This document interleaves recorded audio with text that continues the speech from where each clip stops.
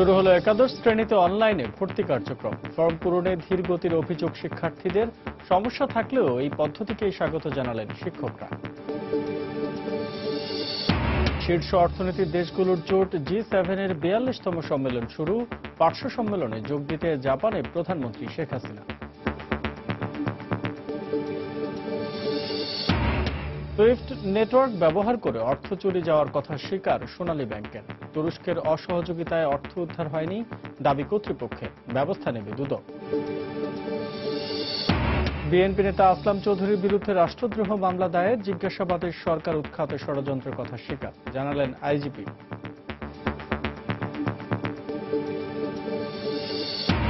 এবং ঢাকার বর্জ্য ব্যবস্থাপনার ঢেলে সাজাতে $100 কোটি ঋণ সহায়তা দেওয়ার আগ্রহ বিশ্ব ব্যাংকের। 2021 সালের মধ্যে সমস্যা সমাধানের আশা ওয়াসার।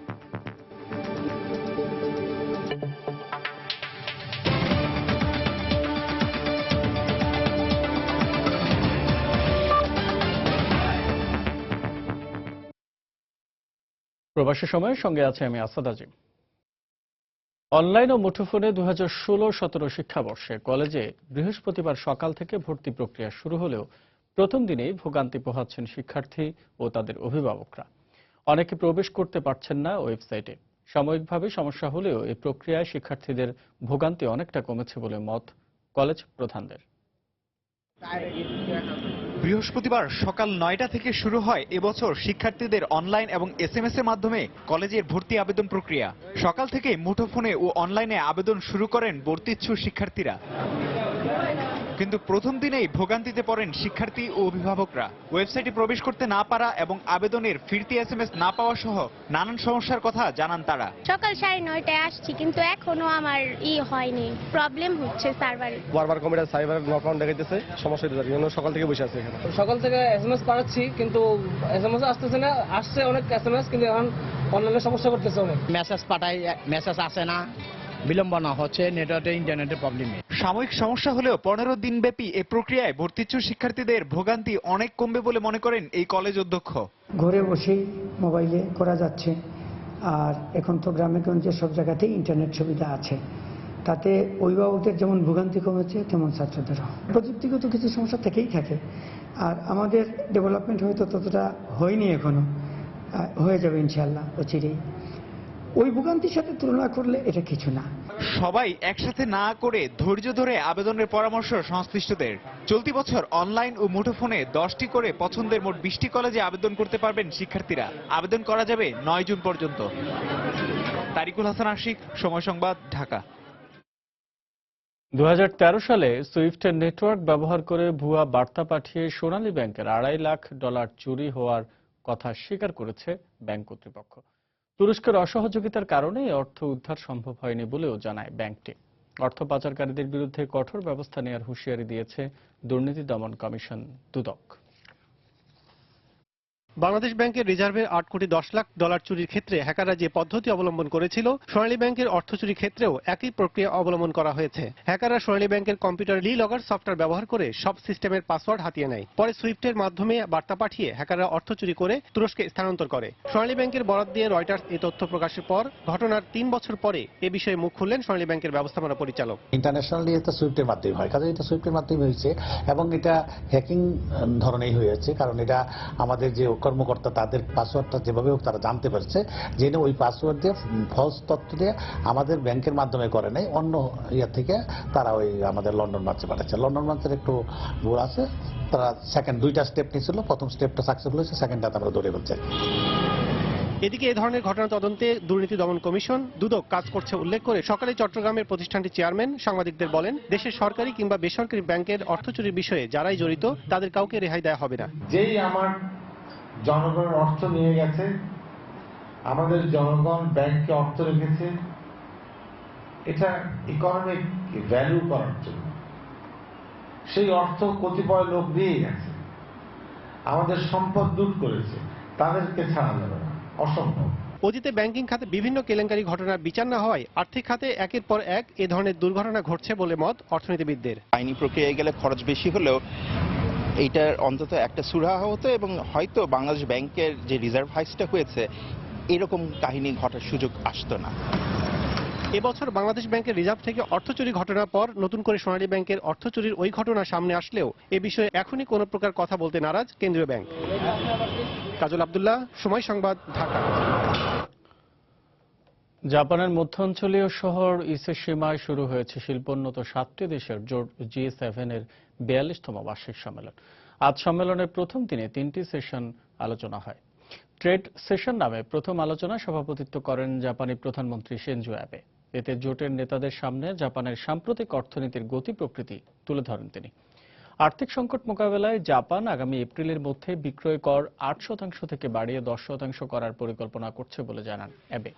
আলোচনায় মার্কিন প্রেসিডেন্ট বারাক ওবামা উত্তর কোরিয়ার পরমাণু কর্মসূচিকে উদ্বেগজনক বলে উল্লেখ করেন। প্রবৃদ্ধি হলেও বিশ্ব অর্থনীতি ঝুঁকির মধ্যে রয়েছে বলে মন্তব্য করেন জার্মান চ্যান্সেলর অ্যাঙ্গেলা মার্কেল। এবারের সম্মেলনের আলোচনাসূচিতে বিশ্ব অর্থনীতিকে চাঙ্গা করতে প্রয়োজনীয় পদক্ষেপের বিষয়টি ছাড়াও আন্তঃবাণিজ্য বাড়ানো, সাইবার নিরাপত্তা ও দক্ষিণ চীন সাগর নিয়ে পূর্ব এশিয়ার দেশগুলোর বিরোধের মতো বিষয়গুলো স্থান পাবে বলে জানিয়েছে গণমাধ্যম। G7 এর শীর্ষ নেতাদের সঙ্গে আলোচনায় যোগ দিতে এরই মধ্যে জাপানে পৌঁছেছেন জাতিসংঘের মহাসচিব বান কি মুন।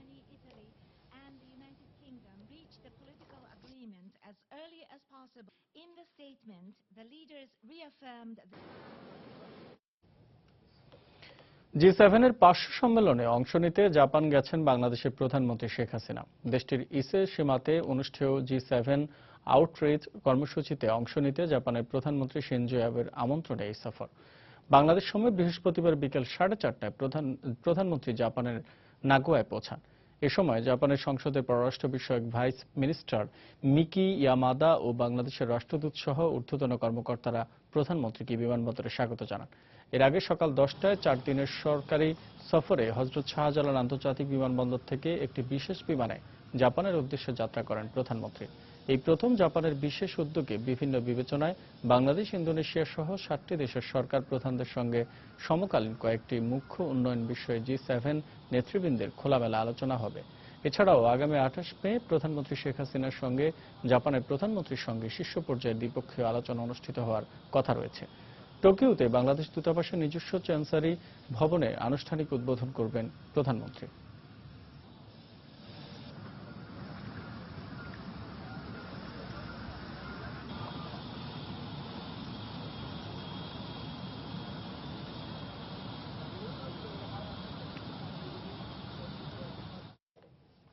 প্রবাসী সমারোহ থাকছে। মধ্যরাতে শেষ হলো পঞ্চম পর্বের ইউনিয়ন পরিষদ নির্বাচনের প্রচার প্রচারণা। কাল ভোট এবং শিক্ষক শ্যামল কান্তির বিরুদ্ধে ধর্ম অবমাননার অভিযোগের প্রমাণ পাওয়া যায়নি, তদন্ত প্রতিবেদন উল্লেখ। রোববার দাখিল করা হবে আদালতে।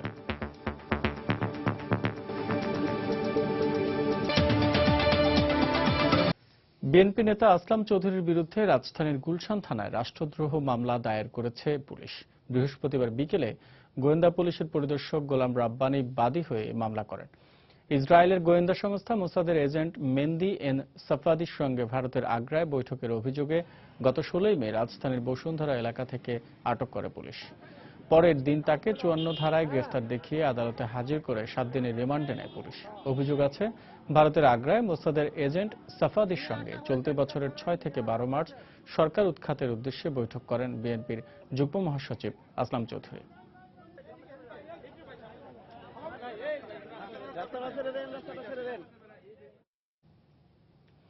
বিএনপি নেতা আসলাম চৌধুরী মোসাদের সঙ্গে বৈঠক করে সরকার উৎখাতের ষড়যন্ত্র করছিল বলে জানিয়েছেন আইজিপি শহীদুল হক। বৃহস্পতিবার দুপুরে রাজারবাগ পুলিশ লাইন্সে এক অনুষ্ঠান শেষে সাংবাদিকদের কথা বলেন তিনি।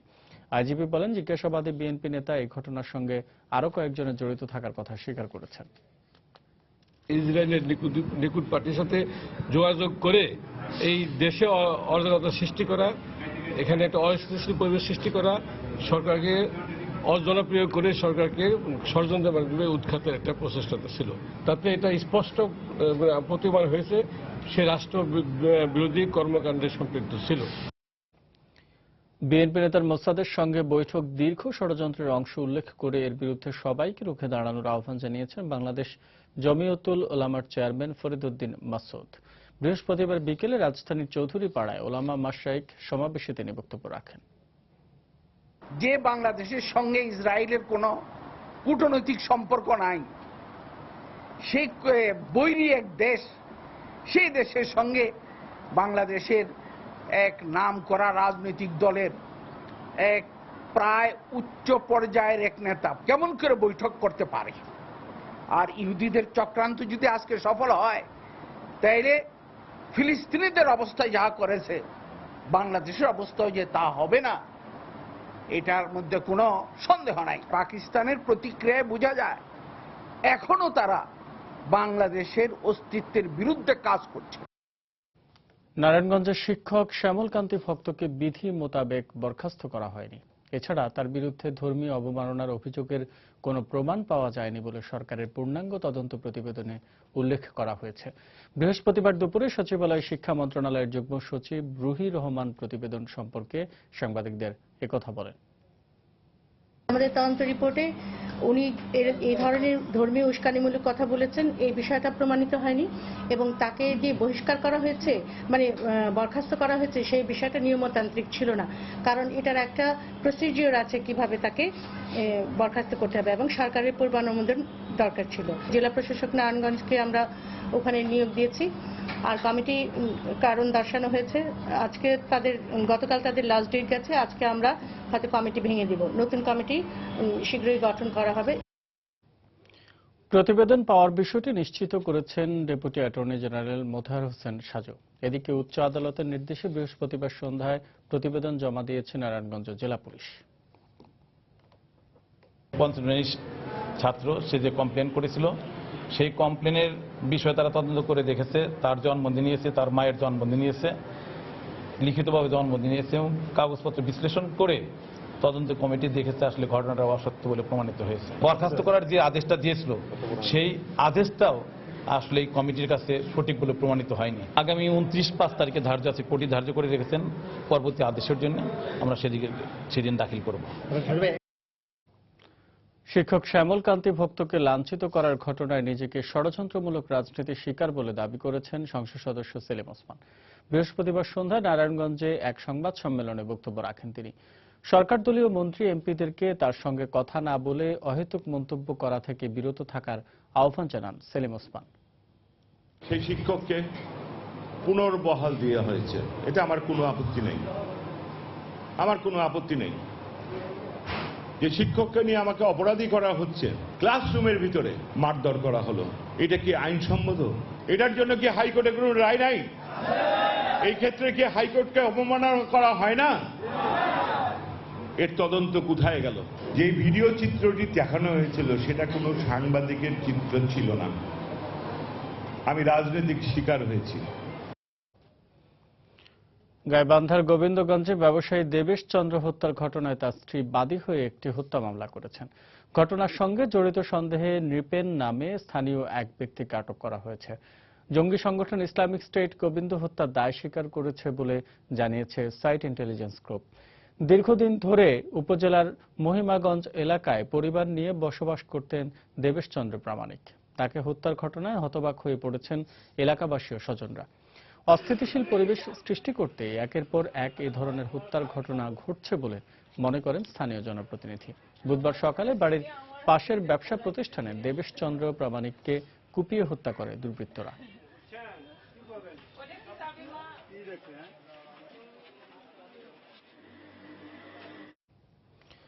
সাম্প্রতিক হত্যাকাণ্ড সহ বাংলাদেশের বিরুদ্ধে সব ষড়যন্ত্রের তথ্য সরকারের কাছে আছে, সময় মতো এসব প্রকাশ করা হবে বলে জানিয়েছেন স্বরাষ্ট্রমন্ত্রী আসাদুজ্জামান খান কামাল। বৃহস্পতিবার বিকেলে ঢাকা মহানগর নাট্যমঞ্চে আওয়ামী লীগের ঢাকা উত্তর ও দক্ষিণের নেতাকর্মীদের নিয়ে আয়োজিত মতবিনিময় সভায় তিনি মন্তব্য করেন। আইনশৃঙ্খলা পরিস্থিতি নিয়ে আয়োজিত ওই মতবিনিময় সভায় ঢাকার 2 মেয়র ছাড়াও ডিএমপি কমিশনার আসাদুজ্জামান মিয়া উপস্থিত ছিলেন।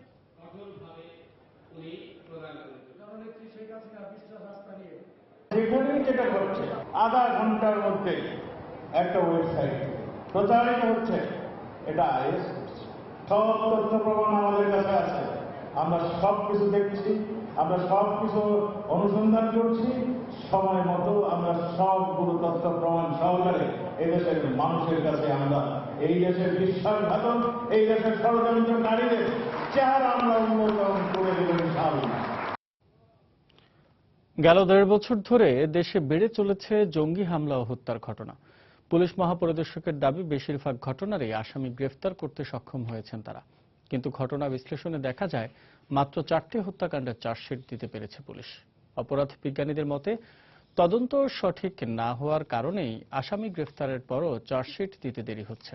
এই অবস্থায় স্বরাষ্ট্র মন্ত্রণালয় সম্পর্কিত সংসদীয় স্থায়ী কমিটির সভাপতি বলছেন, এসব হত্যাকাণ্ড সুষ্ঠু বিচার করতে না পারলে অনাস্থা সৃষ্টি হবে। খান মোহাম্মদ রুমেলের রিপোর্ট। চলতি বছরের জানুয়ারি থেকে মে মাস পর্যন্ত 13টি হামলার ঘটনায় নিহত হয়েছেন 14 জন। এদের মধ্যে হিন্দু মঠের পুরোহিত, বাউল সাধক, মাজারের খাদেম, বিশ্ববিদ্যালয়ের শিক্ষক ও ছাত্র, ধর্মান্তরিত খ্রিস্টান, শিয়া সম্প্রদায়ের নেতা, পীরের অনুসারী ও পীর, দর্জি, সমকামী অধিকার বিষয়ক পত্রিকার সম্পাদক, নাট্যকর্মী এবং চিকিৎসক সহ বিভিন্ন শ্রেণী পেশার মানুষ রয়েছেন। সব মিলিয়ে গেল 16 মাসে 42টি হামলায় 44 জন নিহত হয়েছেন। এদের মধ্যে আইএস 26টির এবং আনসার আল ইসলাম 8টির দায় স্বীকার করেছে বলে দাবি করেছে সাইট ইন্টেলিজেন্স গ্রুপ। এর মধ্যে 34টির মূল রহস্য উদ্ঘাটন হয়েছে বলে দাবি পুলিশের। গ্রেফতার করা হয়েছে 146 জনকে। আদালতে স্বীকারোক্তিমূলক জবানবন্দি দিয়েছেন 49 জন। কিন্তু গত বছর সংঘটিত 4টি মামলার চার্জশিট দিতে পারলেও চলতি বছরের হত্যাকাণ্ডগুলোর একটিরও চার্জশিট জমা পড়েনি এখনো। চার্জশিট প্রস্তুত করতে হলে অনেক ফ্যাক্টর কাজ করে, যে ওরা স্বীকার করছে, কিন্তু ওদের স্বীকারোক্তি যেটা আদালতে দেওয়া হয়েছে এটার সাথে করবর্ষণ করে অন্যান্য বিষয়গুলি যোগসূত্র করতে হবে। কাজে এগুলির জন্য সময় নিয়েছে। পূর্ণাঙ্গ একটি যাতে ত্রুটিহীন অভিযোগপত্র দাখিল করা যায় সেজন্য সময় নিচ্ছে। এদিকে স্বরাষ্ট্র মন্ত্রণালয় সম্পর্কিত সংসদীয় স্থায়ী কমিটির সভাপতি বলছেন, জনমনে নিরাপত্তাবোধ নিশ্চিত করতে হলে এসব হত্যাকাণ্ডের সুষ্ঠু সুরাহা প্রয়োজন, আর এজন্য সংশ্লিষ্টদের কঠোর নির্দেশনা দিয়েছেন তারা। আইন শৃঙ্খলা বাহিনীর দায়িত্ব হচ্ছে এটা নিরাপত্তা দেওয়া, আসামিদের খুঁজে বের করা। এটার ব্যাপারে আমরা সংসদীয় কমিটি অত্যন্ত শক্তভাবেই বলেছি যে আমরা এর একটা ব্যবস্থা চাই, যেমন করি হোক। আইন শৃঙ্খলা রক্ষাকারী বাহিনী যে তদন্তটা করেন সেই তদন্তটা অনেক ক্ষেত্রেই সুষ্ঠুভাবে হয় না, সেটা ত্রুটিপূর্ণ হয়। তাহলে পরে আপনি ন্যায় বিচার কিভাবে নিশ্চিত হবে? তবে এসব হত্যাকাণ্ড ও নাশকতার জন্য শুধু ধর্মীয় উগ্রবাদীদের দোষারোপ না করে রাজনৈতিক ও সামাজিকভাবেও সচেতনতা বাড়ানোর প্রতি জোর দিয়েছেন তারা। সাময়িক কিছু ব্যবস্থা। খান মোহাম্মদ রুমেল, সময় সংবাদ, ঢাকা। প্রবাসের সময় আরো থাকছে। আনুষ্ঠানিকভাবে বাংলাদেশ ক্রিকেট দলের বোলিং কোচের দায়িত্ব ছাড়ার কথা জানালেন হিথ স্ট্রিক। বিসিবির আলোচনা চলছে আকিব জাভেদ, চামিন্দা বাস ছাড়াও বেশ কয়েকজনের সঙ্গে।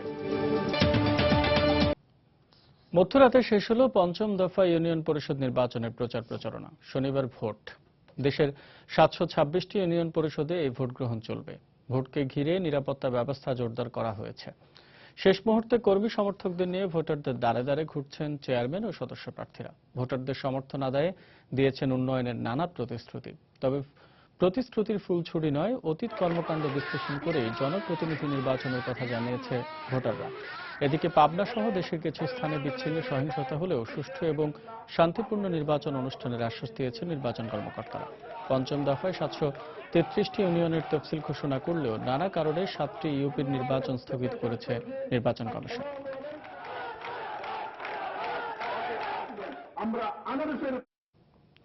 অনিয়ম, প্রাণহানি ও সহিংসতার বিচারে এবারের ইউনিয়ন পরিষদ নির্বাচন দেশের ইতিহাসে সবচেয়ে বেশি সহিংসতাপূর্ণ ছিল বলে মনে করে সুশাসনের জন্য নাগরিক সুজন।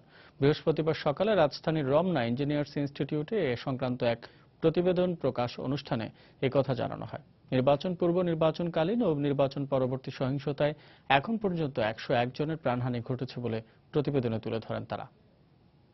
এই নির্বাচন স্বাভাবিক নির্বাচন না।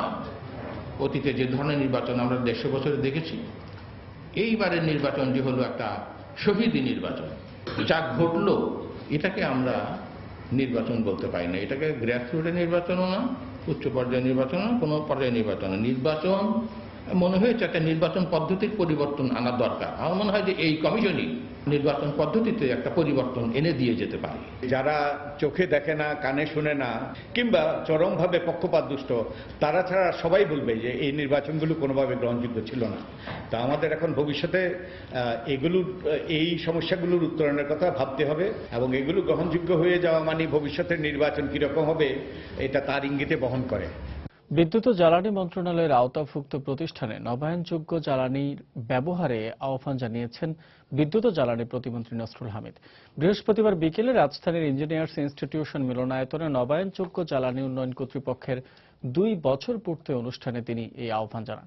একই অনুষ্ঠানে প্রধানমন্ত্রীর বিদ্যুৎ ও জ্বালানি উপদেষ্টা ডক্টর তৌফিক ইলাহি চৌধুরী বলেন, সেচ খাতে সোলার পাম্পের ব্যবহার আরও বাড়াতে উদ্যোগ নিতে হবে।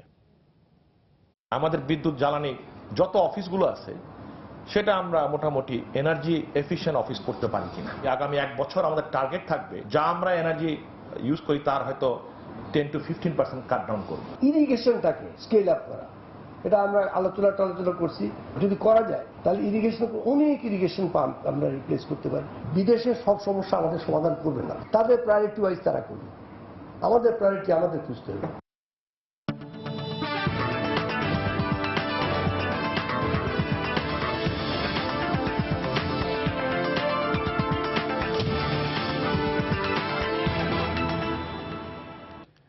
প্রতি বছর বাজেটে স্থানীয় সরকার খাতে বরাদ্দ থাকে মোট বাজেটের 7 থেকে 9%।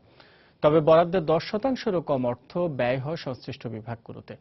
এতে প্রতিষ্ঠানগুলো কাঙ্ক্ষিত উন্নয়নের লক্ষ্যমাত্রা অর্জন করতে পারছে না বলে মনে করছেন বিশেষজ্ঞরা।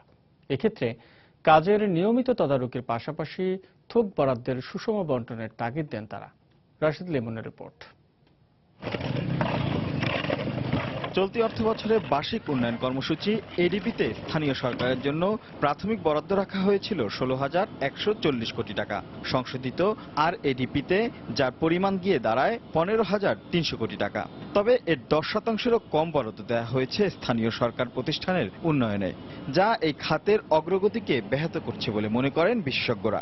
স্থানীয় সরকার মন্ত্রণালয়কে যে বাজেট দেওয়া হয় সেটা মোটামুটি একটা বড় বাজেটই দেওয়া, বাজেটের বড় অংশই দেওয়া হয়। কিন্তু প্রশ্ন হলো যে স্থানীয় সরকার মন্ত্রণালয়ের অধীনে যে স্থানীয় সরকার প্রতিষ্ঠানগুলো আছে সেগুলোর জন্য বরাদ্দ যেটা পাওয়া যায় সেটা অনেকটাই অপ্রতুল। সুতরাং এই লেভেলের বরাদ্দ দিয়ে স্থানীয় সরকার থেকে কাঙ্ক্ষিত পর্যায়ে উন্নয়নের আশা করাটা খুব যৌক্তিক না। স্থানীয় সরকারের 5টি বিভাগে চলতি অর্থ বছরে মোট থোক বরাদ্দ ছিল 1,400 কোটি টাকা।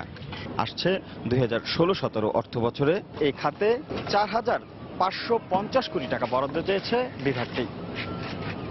বছর বছর বাজেটে উন্নয়ন থোক বরাদ্দ বাড়লেও এর যথাযথ মূল্যায়ন আর কাজের পর্যবেক্ষণ নিয়ে প্রশ্ন তুলেছেন বিশেষজ্ঞরা। তাদের মতে দক্ষ মনিটরিং ব্যবস্থা বদলে দিতে পারে স্থানীয় সরকার ব্যবস্থা। লোকাল গভর্নমেন্টকে স্বচ্ছ সঠিকভাবে আর্থিক জবাবদিহিতা করার জন্য নিয়ম নীতির কোনো অভাব নেই, কিন্তু নিয়ম নীতিগুলো বাস্তবায়ন করা হচ্ছে না, এটাকে সঠিকভাবে মনিটর করা হচ্ছে না। ওয়ার্ড সভা করার কথা আছে, উপজেলা তো তার 17টা স্থায়ী কমিটি করা আছে। এই কমিটিগুলোকে শক্তিশালী করা, তাদের গভর্নেন্স প্রক্রিয়াটাকে ঠিকমতো করা, ঠিকমতো মিটিংগুলো হওয়া, জনগণের মতামতের ভিত্তিতে উন্নয়ন প্রকল্প বাছাই করা। পাশাপাশি স্থানীয় সরকার মন্ত্রণালয়ের বরাদ্দ, অন্যান্য মন্ত্রণালয় থেকে প্রাপ্ত অর্থ ও প্রকল্পসমূহ থেকে প্রাপ্ত অর্থের সমন্বয়ে একটি পূর্ণাঙ্গ বাজেট পেশ করা জরুরি বলেও মনে করেন তারা। রাশেদ লিমন, সময় সংবাদ, ঢাকা। আসন্ন রমজান মাসে প্রতি কেজি গরুর মাংসের দাম 420 টাকা, মহিষের মাংস 400 টাকা, খাসির মাংস 570 টাকা, ছাগল ও ভেড়ার মাংসের দাম 470 টাকা নির্ধারণ করেছে ঢাকা দক্ষিণ সিটি কর্পোরেশন। বৃহস্পতিবার দুপুরে ঢাকা দক্ষিণ সিটি কর্পোরেশন মিলনায়তনে মাংস ব্যবসায়ীদের সঙ্গে একমত বিনিময় শেষে এ দাম নির্ধারণ করেন সিটি মেয়র সাইদ খোকন। রমজান মাসে গ্রাহকদের কাছ থেকে একটু কম দাম নিতে ব্যবসায়ীদের প্রতি আহ্বান জানান তিনি। নির্ধারিত দামের চেয়ে কেউ বেশি টাকায় মাংস বিক্রি করলে তার বিরুদ্ধে ব্যবস্থা নেওয়া হবে বলেও জানান সাইদ খোকন। সিটি কর্পোরেশন থেকে যেসব মাংসে সিল মারা থাকবে না বা যেসব গরু, মহিষ বা খাসিতে সিল মারা থাকবে সেসব মাংসই বিক্রি করতে হবে বলেও জানান তিনি।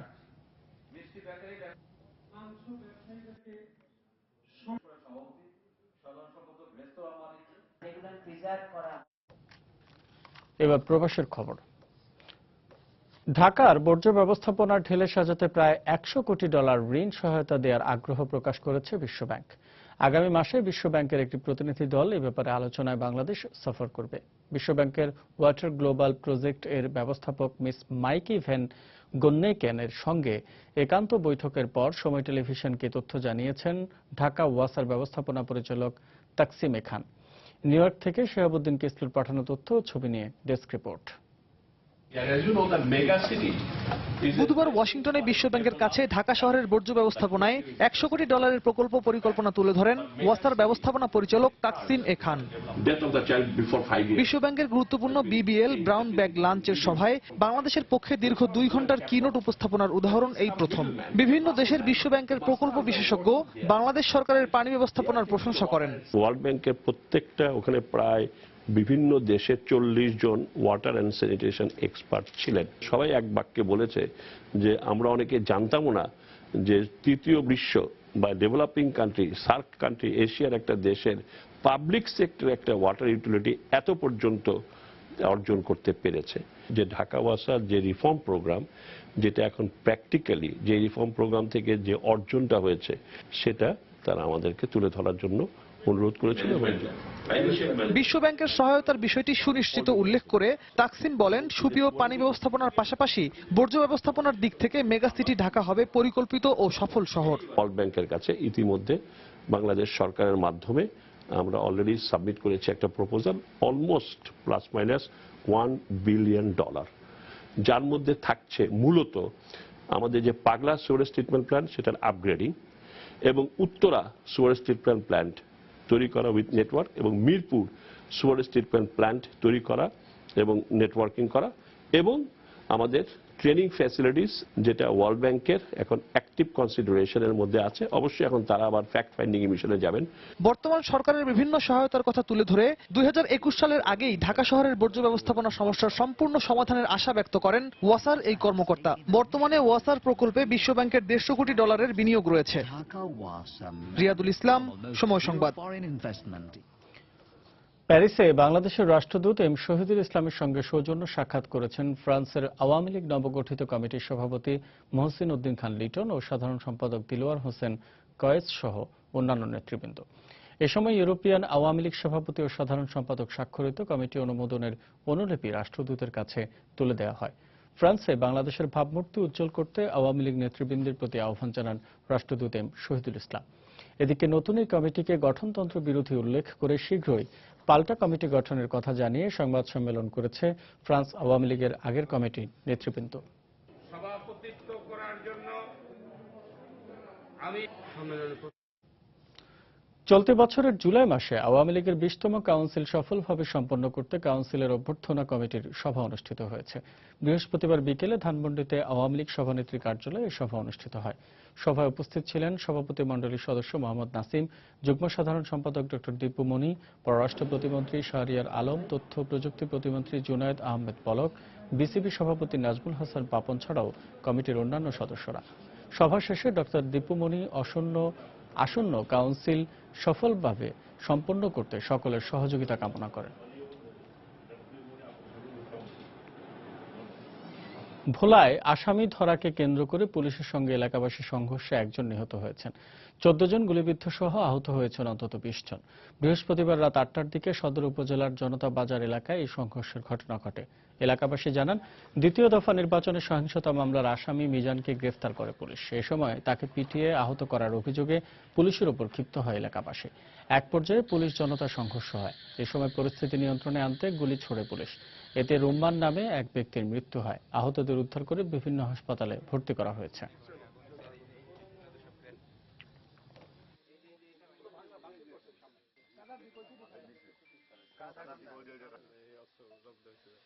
পোশাক সারা পুলিশে যেমন এই মারধর করতে আসে মতো এরা বাজারের লোকজন প্রতিবাদ করছে, প্রতিবাদ করার সাথে সাথে এই আমার ভাই বেটার গাড়ি গুলি করছে, গুলি করার সাথে সাথে আমার ভাই বেটা মারা গেছে।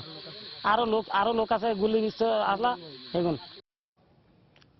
নতুন কমিটি গঠনের লক্ষ্যে আগামী 16 জুন ইজিএম এর তারিখ ঘোষণা করেছে বেসরকারি টিভি মালিকদের সংগঠন association of TV channel owners অ্যাডকো।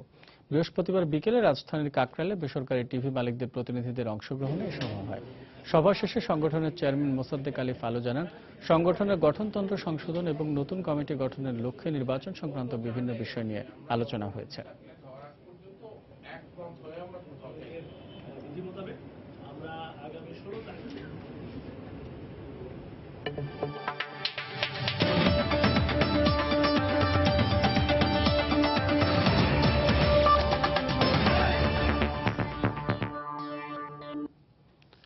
জাতীয় কবি কাজী নজরুল ইসলামের ১১৭তম জন্মবার্ষিকী উপলক্ষে ময়মনসিংহের ত্রিশালে জেলা প্রশাসনের উদ্যোগে চলছে ৩ দিনের নজরুল উৎসব। বৃহস্পতিবার উৎসবের দ্বিতীয় দিনে প্রথম অধিবেশনে আলোচনা সভার আয়োজন করা হয়। এতে নজরুল স্মারক বক্তা হিসাবে বক্তব্য দেন ঢাকা বিশ্ববিদ্যালয় বাংলা বিভাগের চেয়ারম্যান অধ্যাপক ডক্টর আক্তার কামাল। অনুষ্ঠানে প্রধান অতিথি ছিলেন ধর্মমন্ত্রী অধ্যক্ষ মতিউর রহমান। এছাড়া প্রশাসনের ঊর্ধ্বতন কর্মকর্তারা আলোচনায় অংশ নেন। প্রতি বছরে বর্ণাঢ্য আয়োজনের মধ্য দিয়ে ময়মনসিংহের ত্রিশালে জাতীয় কবি কাজী নজরুল ইসলামের জন্মবার্ষিকীর আয়োজন করা হয়ে থাকে।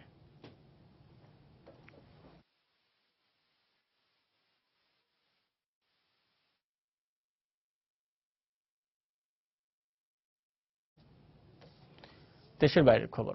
দলীয় মনোনয়ন পেতে প্রয়োজনীয় সংখ্যক ডেলিগেটের সমর্থন পেয়েছেন মার্কিন প্রেসিডেন্ট নির্বাচনে রিপাবলিকান দলীয় মনোনয়ন প্রত্যাশী ডোনাল্ড ট্রাম্প।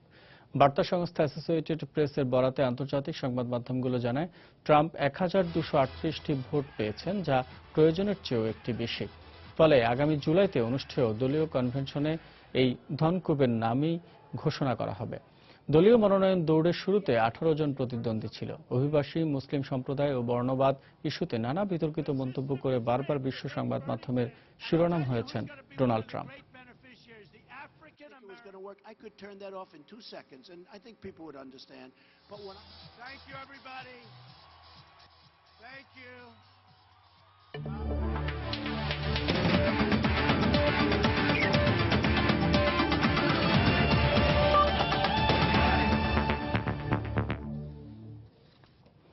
গুঞ্জনটাই সত্য হলো, বাংলাদেশের জাতীয় ক্রিকেট দলের বোলিং কোচের দায়িত্বে থাকছেন না Zimbabwean pace bowling coach Heath Streak. বৃহস্পতিবার বাংলাদেশ ক্রিকেট বোর্ডকে মেইলে আনুষ্ঠানিকভাবে জানিয়েছেন তিনি। ভারতের ন্যাশনাল একাডেমি কোচের দায়িত্ব নিয়েছেন বলে জানা গেছে।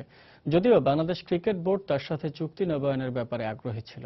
এ ব্যাপারে হিথ স্ট্রিকও ইতিবাচক সাড়া দিয়েছিলেন।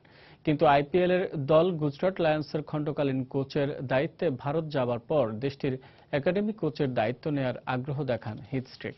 2014 সালে 2 বছরে মোট 400 দিনের চুক্তিতে বাংলাদেশ ক্রিকেট দলে পেস বোলিং এর দায়িত্ব নিয়েছিলেন হিথ স্ট্রিক। এদিকে বিসিবি টাইগারদের নতুন পেস বোলিং কোচ হিসেবে আলোচনা করছে পাকিস্তানের রাকিব জাভেদ, ভারতের ভেঙ্কাটেশ প্রসাদ ও 2 শ্রীলঙ্কান চামিন্দাভাস এবং চাম্পাকা রামানায়াকের সাথে। ঢাকা প্রিমিয়ার লিগের খবর। মেহরাব জুনিয়রের দায়িত্বশীল ব্যাটিং আর মাশরাফির বোলিং নৈপুণ্যে শ্বাসরুদ্ধকর ম্যাচে ভিক্টোরিয়া স্পোর্টিং ক্লাবকে 8 রানে হারিয়েছে কলাবাগান ক্রীড়াচক্র। কলাবাগানের দেয়া 213 রানের টার্গেট তাড়া করতে নেমে 205 রানে গুটিয়ে যায় ভিক্টোরিয়া স্পোর্টিং ক্লাব। অন্যদিকে মাহমুদুল্লাহর অলরাউন্ড পারফরমেন্সে জমজমাট ম্যাচে ব্রাদার্স ইউনিয়নকে 11 রানে হারিয়েছে শেখ জামাল ধানমন্ডি ক্লাব। ঢাকা প্রিমিয়ার লিগের পুরো আসরে মোটেই ছন্দে নেই মাশরাফির কলাবাগান ক্রীড়াচক্র। সুপার লিগের স্বপ্ন প্রায় হাতছাড়া হয়ে গেছে। তবে মাশরাফি রাজ্জাকরা যে দলে থাকেন সে দল বধ করতে পারে যে কাউকে। তাই তো 213 রানের লো স্কোর গড়ে ভিক্টোরিয়ার বিপক্ষে লিগের তৃতীয় জয় তুলে নিয়েছে কলাবাগান কেসি। মিরপুরে টস জিতে ব্যাট করতে নেমে 2 ওপেনার সাদমান ও জসিমের উদ্বোধনী জুটিতে 44 রান এলেও 105 রানেই 5 উইকেটের পতন ঘটলে বিপাকে পড়ে কলাবাগান। তবে এক পাশ আগলে রেখে 86 রানে অপরাজিত থেকে বিপর্যয় অনেকটাই সামলে ওঠেন মেহরাব জুনিয়র। কিন্তু মেহরাবকে ঠিকভাবে কেউই সঙ্গ না দিলে 6 বল বাকি থাকতে 213 রানে অল আউট হয় কলাবাগান কেসি। 214 রানের মাঝারি স্কোর তাড়া করতে নেমে 52 রানে 4 উইকেট হারিয়ে বিপর্যয়ে পড়ে ভিক্টোরিয়া। তবে 67 রান করে রান আউট হওয়ার আগে ভিক্টোরিয়াকে বিপর্যয় থেকে টেনে তোলেন আলামিন জুনিয়র। শেষ দিকে মাশরাফি রাজ্জাকদের বোলিং নৈপুণ্যে ভিক্টোরিয়ার টেইলেন্ডাররা শেষ চেষ্টা করেও বাঁচাতে পারেননি ম্যাচ। 2 বল আগে 205 রানে অল আউট হয় নাদিফ চৌধুরীর দল। আমার মনে হয় না যে এত পাজেলর ব্যাপার আছে। যারা টুকটাক ভালো খেলছে, অনেকে ভালো খেলছে, হয়তো বা কেউ কেউ কনসিস্টেন্টলি খেলতে পারছে না, বাট আমার মনে হয় যে এত ওয়ারিড হওয়ার কিছু নেই, ঠিক হয়ে যাবে আশা করি। এদিকে বিকেএসপিতে ব্রাদার্সের বিপক্ষে টস হেরে ব্যাটিংয়ে নেমে দলীয় 52 রানে 2 ওপেনার জয়রাজ ও মামুনুলকে হারালেও মার্শাল আইয়ুবের 54 আর অধিনায়ক মাহমুদুল্লাহর 107 রানের সেঞ্চুরি ইনিংসে বড় সংগ্রহের ভিত পায় শেখ জামাল। অবশ্য পরের ব্যাটসম্যানরা উইকেটে থিতু হতে না পারলে 8 উইকেটে 252 রান তোলে শেখ জামাল। 253 রানের টার্গেটে ব্যাট করতে নেমে ইমরুল কায়েসের 70, অধিনায়ক তুষার ইমরানের 55 রানের কিছু দায়িত্বশীল ইনিংসের পরও হার এড়াতে পারেনি ব্রাদার্স ইউনিয়ন। শফিউল ইসলাম ও মাহমুদুল্লাহ নিয়ন্ত্রিত বোলিংয়ে 8 উইকেটে 241 রান তুলতে সমর্থ হয় ব্রাদার্স। নাসির সুলতান, সময় সংবাদ। এই পর্যায়ে শীর্ষ সংবাদ জানিয়ে দিচ্ছে আরেকবার। শুরু হলো একাদশ শ্রেণীতে অনলাইনে ভর্তি কার্যক্রম। ফর্ম পূরণে ধীরগতির অভিযোগ শিক্ষার্থীদের। সমস্যা থাকলেও এই পদ্ধতিকেই স্বাগত জানালেন শিক্ষকরা। শীর্ষ অর্থনীতির দেশগুলোর জোট G7 এর 42তম সম্মেলন শুরু। 500 সম্মেলনে যোগ দিতে জাপানে প্রধানমন্ত্রী শেখ হাসিনা।